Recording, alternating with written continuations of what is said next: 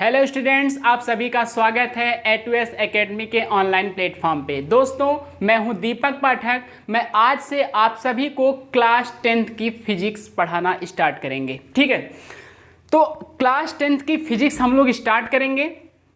तो इसमें सबसे पहले जो हमारे दिमाग में, आप सभी के दिमाग में एक क्वेश्चन घूमता है, वो ये है कि सर ये फिजिक्स क्या होती है, व्हाट इज फिजिक्स। ठीक है, तो सबसे पहले हम लोग ये जानेंगे कि फिजिक्स क्या होती है। ठीक है, चलिए हम लोग जानते हैं कि फिजिक्स क्या होती है। देखिए, अगर फिजिक्स की बात की जाए, थोड़ा सा हम लोग अगर इसकी हिस्ट्री की बात करें कि इस फिजिक्स का जन्म कहाँ से हुआ, तो हम ये कह सकते हैं कि ये जो है ना, ये फिजिक्स जो है साइंस की एक बहुत ही मेन ब्रांच है। Physics is a very important और very important part of the science. इसका मतलब ये है कि ये जो साइंस है, इसमें आप लोग को क्या पढ़ना है, फिजिक्स पढ़ना है। ठीक है, केमिस्ट्री पढ़नी है और क्या पढ़ना है, बायो पढ़ना है। तो ये जो फिजिक्स है, ये फिजिक्स जो है इस साइंस का एक बहुत ही इंपॉर्टेंट पार्ट है। ठीक है, इतनी बात आपको समझ में आ रही है। चलिए, physics is a important part of the science. दूसरी बात ये कि इस फिजिक्स का जो जन्म हुआ, वो कहाँ से हुआ, वो हुआ नेचर फिलॉसफी से। इसको 19वीं सेंचुरी तक जो है, इसको हम लोग क्या कहते थे, नेचर फिलॉसफी कहते थे। क्या कहते थे इसको, नेचर फिलॉसफी कहते थे। नेचर फिलॉसफी का मतलब क्या होता है, नेचर का मतलब ये प्रकृति, हमारी चारों तरफ का ये जो आपका इन्वायरमेंट है, यही तो नेचर है। इस फिलॉसफी का मतलब ये होता है कि उसकी एक साइंटिफिक स्टडी करना। फिलॉसफी एक सब्जेक्ट है जिसमें कि इसका हिंदी में इसको कहते हैं दर्शन, और इसमें ये हम लोग देखते हैं कि किसी भी चीज़ों को साइंटिफिकली अच्छी तरीके से पढ़ना ही क्या कहलाता है, फिलॉसफी कहलाता है। तो पहले क्या होता था कि अलग अलग जो साइंटिस्ट थे वो क्या करते थे, अलग अलग एक्टिविटीज़ पे, अलग अलग मैटर्स पे विचार करते थे और अपने मैटर को वो कहाँ पे सेव करते थे, नेचर फिलॉसफी में, जो कि उस समय की फिजिक्स थी। इतनी बात आपको समझ में आ रही है। आगे बढ़ने पे क्या हुआ कि यही जो नेचर फिलॉसफी है, ये फिजिक्स में कन्वर्ट होती है। इसी को हम लोग आज के डेट में क्या कह रहे हैं, इसी को हम लोग आज के डेट में जो है वो क्या कह रहे हैं, फिजिक्स कह रहे हैं। ठीक है, इतनी बात आपको समझ में आ रही है। आगे बढ़ते हैं। तो अगर एक लाइन में कोई आपसे डेफिनेशन पूछे कि सर व्हाट इज फिजिक्स, तो आप कहेंगे कि रिलेशन बिटवीन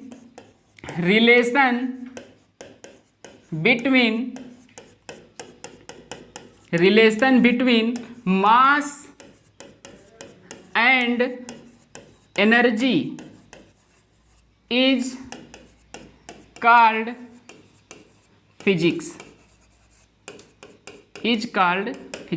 ठीक है, relation between mass and energy is called physics. ठीक है, मास और एनर्जी का ये जो रिलेशन है ना, इसी को क्या कहते हैं, इसी को फिजिक्स कहते हैं। अब भाई ये मास क्या है और एनर्जी क्या है, देखिए फिजिक्स में मास उसे कहते हैं जो वॉल्यूम को ऑक्यूपाई करता हो और जिसमें कुछ ना कुछ वेट हो उसका। ठीक है, उसे ही क्या कहते हैं, उसे मास कहते हैं। किसमें, उसे मास कहते हैं, किसमें, फिजिक्स में। ठीक है, उसे मास कहते हैं, किसमें, फिजिक्स में। जैसे हमारे पास ये जो मार्कर है, इस मार्कर का कुछ ना कुछ वेट है, और साथ ही साथ ये कुछ स्पेस को भी ऑक्यूपाई करता है, इसलिए ये क्या है, इसलिए ये एक मास है। समझ में आ रहा है आपको। और फिजिक्स में एनर्जी किसको कहते हैं, तो एनर्जी की अगर बात की जाए, तो एनर्जी जो होती है वो किसी भी बॉडी की, किसी भी ऑब्जेक्ट की एक क्वालिटी को रिप्रेजेंट करता है। जैसे कुछ आपकी क्वालिटीज हैं, कुछ मेरी क्वालिटीज हैं। ठीक है, उसी प्रकार किसी भी बॉडी की एक क्वालिटी को रिप्रेजेंट करता है एनर्जी। ठीक है, समझ में आ रहा है आपको। ठीक, ये जो एनर्जी है ना तो ये बनाई जा सकती है और ना ही इसको हम डिस्ट्रॉय कर सकते हैं, बस एक फॉर्म से इसको दूसरे फॉर्म में चेंज कर सकते हैं। इतनी बात आपको समझ में आ रही है। जैसे कुछ आपको मैं एग्जांपल अगर इसमें बताऊं, कुछ अगर आपको मैं इसमें एग्जांपल बताना चाहूं, जैसे वाटर फॉलिंग जो होता है, वाटर जब एक हाइट से नीचे की तरफ गिरता है तो इस वाटर का क्या है, कुछ ना कुछ मास है। मान लो कि इस वाटर का मास है m, ठीक है। अब इसमें एक एनर्जी है, इस वाटर में एक एनर्जी है। अगर वाटर स्थिर रहता है, रेस्ट की पोजीशन में रहता है, तो हम कहेंगे कि इसमें पोटेंशियल एनर्जी है, ठीक है। इसमें अगर स्थिर है तो पोटेंशियल एनर्जी है। और अगर ये वाटर क्या कर रहा है, गति कर रहा है, मूव कर रहा है, तो हम लोग क्या कहते हैं, इसमें काइनेटिक एनर्जी है। तो इसमें कुछ ना कुछ एनर्जी है ना। तो इसी एनर्जी और मास का ये जो रिलेशन होता है, इसी एनर्जी और मास के रिलेशन को जब आप पढ़ेंगे तो इसी को हम क्या कहते हैं, इसी को फिजिक्स कहते हैं। बात समझ में आ गई, ठीक है। तो फिजिक्स आपको पता चला कि फिजिक्स क्या होता है। तो physics is a relation between mass and energy is called physics, ठीक है। मास और एनर्जी का जो रिलेशन होता है उसे फिजिक्स कहते हैं, ठीक। चलिए अब हम लोग आगे बढ़ते हैं और जानते हैं कि who is a father of physics. Who is a father of physics. Physics के पिता आप किसे कह सकते हैं। अब ये एक बहुत ही कठिन बात है, यह एक बहुत ही डिफ़िकल्ट बात है कि हम किस तरीके से फिजिक्स के पिता को आइडेंटिफाई करें या फिर आप सभी को बताएं, ठीक है। इस चीज़ को जानने के लिए, समझने के लिए हमने क्या किया है, जब हमने अभी देखा जो नेचर फिलॉसफी थी, जब वो स्टार्ट कर रही थी, कहाँ से स्टार्ट, ये जो है 2500 ईसा पूर्व, इसका मतलब कि जब इंडस वैली सिविलाइजेशन था उस समय से ही फिजिक्स स्टार्ट हो रही है, उस समय से ही ये फिजिक्स हमारी स्टार्ट हुई है, ठीक है। इतनी बात आपको समझ में आ रही है। तो अभी तक जो है बहुत सारे साइंटिस्टों ने अपनी अलग अलग लॉज और थियरी को दिया। बहुत सारे साइंटिस्टों ने इस फिजिक्स को अपनी बहुत सारे लॉज और बहुत सारे प्रिंसिपल को दिया फिजिक्स को। तो आप किस तरीके से, किसको आप कहेंगे कि आप हैं फिजिक्स के पिता, आप हैं फिजिक्स के पिता, ठीक है। तो इस बात को समझने के लिए हमने क्या किया है कि 3 टाइम में इसको कन्वर्ट कर दिया है। एक एंशियंट टाइम, मेडुअल टाइम और मॉडर्न टाइम। हम यहाँ पे ये देखेंगे कि एंशियंट टाइम में कौन कौन से फिजिक्स के साइंटिस्ट थे, ठीक है। मेडुअल टाइम में कौन कौन से थे और उसके साथ ही साथ मॉडर्न टाइम में कौन कौन से फिजिक्स के साइंटिस्ट थे, ठीक है। देखिए ये जो बेबीलोनियन है, बेबीलोनियन ये एंशियंट टाइम के ही फिजिक्स के साइंटिस्ट हैं, जिन्होंने प्लैनेट,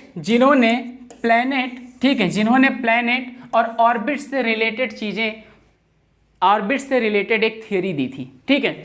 उसके बाद इसी एंशियंट टाइम में जो ऋग्वेदा है, जो हिंदूज की ऋग्वेदा है, इसमें हमको क्या मिलता है, इसमें प्लैनेट से संबंधित जो इनका मूवमेंट होता है, तारों के स्थित मतलब एक ग्रहों से संबंधित इसमें एक नियम लिखा है, ठीक है। इसमें क्या है, एक नियम लिखा गया है। तो आप ये देख रहे हैं कि एंशियंट में भी चीज़ें, ये फिजिक्स इन्वॉल्व है। इसके बाद अगर हम मेडुअल की बात करें तो आर्यभट्ट ने क्या कहा, आर्यभट्ट ने कहा कि सूर्य के चारों तरफ ये जो प्लैनेट हैं एक एग लाइक ऑर्बिट में क्या करते हैं, रिवॉल्व करते हैं, चारों तरफ घूमते रहते हैं, ठीक है। उसके बाद अगर हम मॉडर्न टाइम की बात करें, मॉडर्न टाइम में जो साइंटिस्ट थे उसमें आपके जोहान्स केपलर थे, जो कि केपलर संबंधित ग्रहों के, केपलर संबंधित प्लैनेट के केपलर संबंधित रूलों को दिया। इसके बाद गैलीलियो गैलीली ने क्या किया था, एक दूरबीन की खोज की और सापेक्षता का इन्होंने नियम दिया था। आइजैक न्यूटन जो कि ग्रेविटेशनल फोर्स से रिलेटेड और न्यूटन्स के मोशन से रिलेटेड बहुत सारे नियम को इन्होंने दिया। तो आप ये देख रहे हैं कि अलग अलग टाइम इंटरवल में अलग अलग साइंटिस्टों ने अपनी अपनी बातों को, अपनी अपनी थियरीज को, लॉज को रखा। इतनी बात आपको समझ में आ रही है, ठीक है। तो आप कैसे कह सकते हैं कि भाई आप हैं फिजिक्स के फादर, आप हैं फिजिक्स के फादर, या फिर आप हैं फिजिक्स के फादर, तो ये कहना बहुत ही कठिन है, ठीक है। लेकिन अब हम ये देखेंगे कि जिसका मेजर कंट्रीब्यूशन होगा, फिजिक्स में तो सभी ने अपने अपने रूल, अपने अपने लॉज को दिया, लेकिन हम फिजिक्स के फादर उसी को कहेंगे जिन्होंने अपना मुख्य योगदान जो है फिजिक्स में दिया, उसी को हम कहेंगे, ठीक है। चलिए आगे बढ़ते हैं। अब हम लोग ये समझते हैं कि आप किसको कहेंगे who is a father of physics. देखिए, अगर फादर ऑफ फिजिक्स की बात की जाए तो मेनली हमारे दिमाग में 3 नाम आएंगे। एक सर आइजैक न्यूटन का, दूसरा आइंस्टीन साहब का, और तीसरा जो है गैलीलियो गैलीली का। ठीक, तो आपसे अगर कोई पूछे कि who is a father of physics, तो आप कहेंगे कि आइजैक न्यूटन को फादर ऑफ फिजिक्स कहा जाता है। ठीक है, और अगर आपसे कोई पूछे who is a father of modern physics, ये फादर ऑफ मॉडर्न फिजिक्स है, मॉडर्न फिजिक्स, ये फादर ऑफ मॉडर्न फिजिक्स है। ठीक है, ये फादर ऑफ फिजिक्स हैं, और ये क्या है, ये फादर ऑफ मॉडर्न फिजिक्स हैं। ठीक है, और ये क्या है, ये भी एक फादर हैं किसके, फिजिक्स के, लेकिन इनको हम क्या कहते हैं, इनको जो है इन्होंने क्या किया था, अपना योगदान जो है वो प्लैनेट से रिलेटेड ऑब्जर्वेशनल फिजिक्स पे हम कह सकते हैं कि Galileo Galilei is a father of observational physics. ठीक है, ये किसके पिता हैं, ऑब्जर्वेशनल फिजिक्स के, ये किसके पिता हैं, ऑब्जर्वेशनल फिजिक्स के। इतनी बात आपको समझ में आ रही है। तो यहाँ पे फादर ऑफ फिजिक्स की बात अगर की जाए तो आप आइजैक न्यूटन को कह सकते हैं, और फादर ऑफ मॉडर्न फिजिक्स की बात की जाए तो आप अल्बर्ट आइंस्टीन को कहेंगे, और फादर ऑफ ऑब्जर्वेशनल फिजिक्स की बात की जाए तो आप किसको कहेंगे, गैलीलियो गैलीली को कहेंगे। ठीक है, ये रही बात फादर ऑफ फिजिक्स की। ठीक है, आगे हम लोग बढ़ते हैं। अब हम लोग क्लास 10th की फिजिक्स स्टार्ट कर रहे हैं, तो क्लास 10th की फिजिक्स में हमको कौन कौन से चैप्टर्स पढ़ने हैं उसको हम लोग समझते हैं। देखिए, आपको क्लास 10th की फिजिक्स में 5 चैप्टर्स को पढ़ना है। ठीक है, पहला चैप्टर जो है वो है लाइट, दूसरा चैप्टर जो है वो है human I and colourful world, ठीक है। तीसरा चैप्टर जो है आपका वो रहेगा इलेक्ट्रिसिटी का। चौथा chapter magnetic effect of electric current का है। चौथा चैप्टर कौन सा है, magnetic effect of electric current, ठीक है। और पांचवा चैप्टर आपका रहेगा सोर्स ऑफ एनर्जी, ठीक है। तो अब हम लोग ये समझ लेते हैं कि इन पांचों चैप्टर में कौन कौन से चैप्टर मोस्ट इंपॉर्टेंट हैं, ठीक है, मोस्ट इंपॉर्टेंट है। देखिए, अगर मोस्ट इंपॉर्टेंट चैप्टर्स की बात की जाए तो लाइट का जो चैप्टर है इसको हम 3 स्टार्स दे सकते हैं। लाइट का जो चैप्टर है वो 3 स्टार का चैप्टर है, मींस ये मोस्ट इंपॉर्टेंट चैप्टर है, ठीक, आपके फिजिक्स में। इसके बाद इलेक्ट्रिसिटी जो है ये भी आपका मोस्ट इंपॉर्टेंट चैप्टर है, मोस्ट इंपॉर्टेंट चैप्टर है, ठीक है। और human I and colourful world की अगर बात की जाए तो ये जो है इसको हम 2 स्टार दे सकते हैं, ये मोस्ट इंपॉर्टेंट चैप्टर है, ठीक है। इसके बाद magnetic effect of electric current की अगर बात की जाए तो इसको भी हम डबल स्टार दे सकते हैं, ये भी आपका जो चैप्टर है वो मोस्ट इंपॉर्टेंट की कैटेगरी में आता है। इसके बाद जो सोर्स ऑफ एनर्जी बचती है इसको हम इंपॉर्टेंट कह सकते हैं। तो आप यहाँ पे ये देख रहे हैं कि सबसे ज़्यादा जो हमारे इंपॉर्टेंट चैप्टर हैं, मोस्ट इंपॉर्टेंट चैप्टर्स हैं, वो है लाइट एंड इलेक्ट्रिसिटी। उसके बाद के जो 2 हमारे चैप्टर्स हैं ये मोस्ट इंपॉर्टेंट चैप्टर हैं, human I and colourful world, and second chapter is a magnetic effect of electric current. और जो एकदम इंपॉर्टेंट चैप्टर है वो है source of energy. In stars से आप ये समझ सकते हैं कि कौन सा चैप्टर हमारे लिए ज़्यादा हेल्पफुल है और कौन सा चैप्टर हमारे लिए थोड़ा सा कम हेल्पफुल है, ठीक है। इतनी बात आपको समझ में आ गई। ये 5 चैप्टर आपको फिजिक्स में पढ़ने हैं, ठीक है। चलिए आगे बढ़ा जाए। आगे हम लोग ये समझते हैं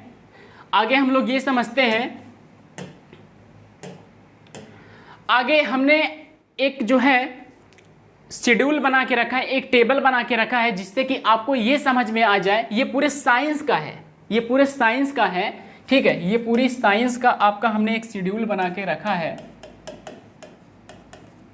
जिससे कि आपको ये समझ में आए कहाँ से कितने नंबर्स आते हैं, कहाँ से कितने नंबर आएंगे। देखिए, chemical substances natural and behaviour से 25 नंबर का आता है। ये मैं सिर्फ फिजिक्स की बात नहीं कर रहा हूँ, मैं पूरी साइंस की बात कर रहा हूँ, ठीक है, मैं पूरे साइंस की बात कर रहा हूँ।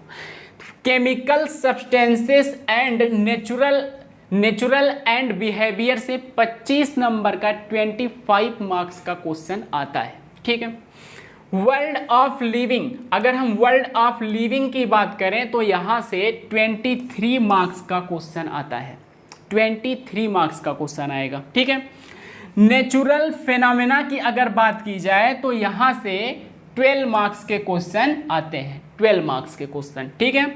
इफेक्ट ऑफ करंट की बात की जाए तो यहाँ से 13 मार्क्स के क्वेश्चन आएंगे, और नेचर ऑफ रिसोर्स की अगर बात की जाए तो यहाँ से 7 मार्क्स के क्वेश्चन आएंगे। यहाँ से कितने मार्क्स के क्वेश्चन आएंगे? 7 मार्क्स के क्वेश्चन आएंगे, ठीक है। आपको बात क्लियर हो गई।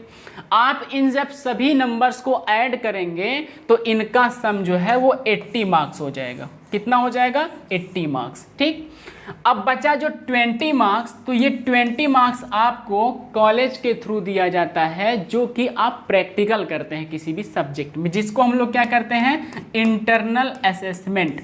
तो इंटरनल असेसमेंट के थ्रू आपको 20 मार्क्स दिया जाएगा, ठीक है।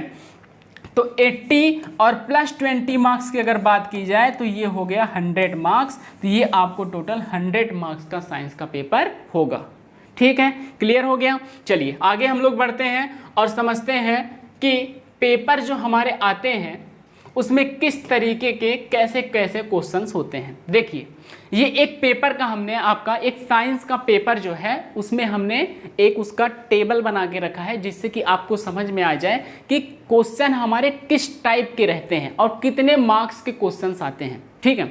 चलिए देखिए, पेपर आपका जो होता है वो 3 सेक्शन में बटा होता है। पेपर आपका जो होगा वो 3 सेक्शन में बटा होगा। Section A, section B and section सी।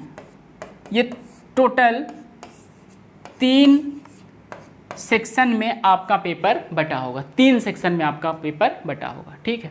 पहले सेक्शन में 1 मार्क्स के क्वेश्चन आते हैं, 1 मार्क्स के क्वेश्चन आते हैं। दूसरे में एक क्वेश्चन पे आपको 3 नंबर मिलता है, एक क्वेश्चन पे 3 नंबर मिलेगा। और सेक्शन सी की अगर बात करें तो यहाँ पे आपको एक क्वेश्चन पे 5 नंबर मिलता है, एक क्वेश्चन पे 5 नंबर मिलेगा। तो यहाँ पे देखिए, यहाँ पे जो है आपको 1 to 14, ठीक है। यहाँ पे नंबर ऑफ क्वेश्चन जो हैं वो हो जाते हैं 20, नंबर ऑफ क्वेश्चन जो है वो 20 होता है, ठीक है। नंबर ऑफ क्वेश्चन 20 रहता है और ये मार्क्स भी जो है वो 20 होता है, ठीक है। तो एक नंबर के जो 14 क्वेश्चंस आ रहे हैं, यहाँ से आपको 20 नंबर मिलने वाला है, जिसमें कि एमसीक्यूज टाइप क्वेश्चंस रहते हैं, एसेसरेशन एंड रीजन टाइप के क्वेश्चन रहते हैं, 1 लाइनर क्वेश्चंस रहते हैं, इस तरीके के क्वेश्चन, या फिर fill in the blanks type के क्वेश्चंस रहेंगे। इन सभी को मिला करके आपको सेक्शन ए में 20 नंबर का क्वेश्चन आता है, ठीक है। चलिए अगला जो है आपका शॉर्ट आंसर टाइप क्वेश्चन। अगला जो है आपका वो शॉर्ट आंसर टाइप क्वेश्चन होता है, जो कि इनकी संख्या जो होती है वो 10 होती है, और इनकी संख्या 10 होती है तो एक क्वेश्चन पे आपको 3 नंबर मिलता है, तो टोटल आपको 30 नंबर मिल जाएगा यहाँ से, ठीक है, सेक्शन बी से। सेक्शन सी की अगर बात करें तो ये लॉन्ग आंसर टाइप क्वेश्चन होता है, लॉन्ग आंसर टाइप क्वेश्चन होता है, और इनकी संख्या होती है 6। इनकी संख्या कितनी होती है? 6। और एक क्वेश्चन पे आपको 5 मार्क्स मिलेंगे, तो टोटल कितने मार्क्स हो जाएंगे आपके? 30 मार्क्स, 30 मार्क्स हो जाएंगे। आप इनको ऐड करेंगे तो ये कितना हो जाएगा? 80। टोटल 80 मार्क्स का हो गया। और 20 नंबर जो बचते हैं वो कैसे मिलेंगे आपको? इंटरनल असेसमेंट से। इंटरनल असेसमेंट से आपको 20 नंबर मिलेगा, ठीक है। इंटरनल असेसमेंट से आपको 20 नंबर मिलेगा, ठीक है। तो ये रहा, हमने ये देखा कि फिजिक्स क्या होती है, फिर हमने ये देखा कि फिजिक्स क्लास 10th की फिजिक्स में हमको कौन कौन से चैप्टर पढ़ने हैं, और उन चैप्टर्स में कौन कौन से चैप्टर ज़्यादा इंपॉर्टेंट हैं, ठीक है। उसके बाद हमने क्या देखा? उसके बाद हमने पेपर का एक शेड्यूल देखा कि किस तरीके से हमारे पेपर में क्वेश्चंस आएंगे, ठीक है। इतनी सारी चीजें हमने देखा। तो आज का ये जो वीडियो है हमारा वो एक इंट्रोडक्शन टाइप का वीडियो था, ठीक है। नेक्स्ट वीडियो में हम लोग क्या करेंगे, इलेक्ट्रिसिटी से, इलेक्ट्रिसिटी जो कि हमारा फर्स्ट चैप्टर होगा उसी से हम आपको स्टार्ट करेंगे, ठीक। तो हम लोग उसमें जानेंगे इलेक्ट्रिसिटी क्या होती है, ठीक है, करंट क्या है, वोल्टेज क्या है, रेजिस्टेंस क्या है, ओम्स लॉ क्या होता है, इलेक्ट्रिक सर्किट क्या होती है, उनके सिंबल्स क्या होते हैं। ये बहुत ढेर सारा जो एक आपका कंटेंट रहेगा हम लोग नेक्स्ट वीडियो में जानेंगे, ठीक है। तो आज के लिए इतना ही, धन्यवाद, मिलते हैं नेक्स्ट वीडियो में।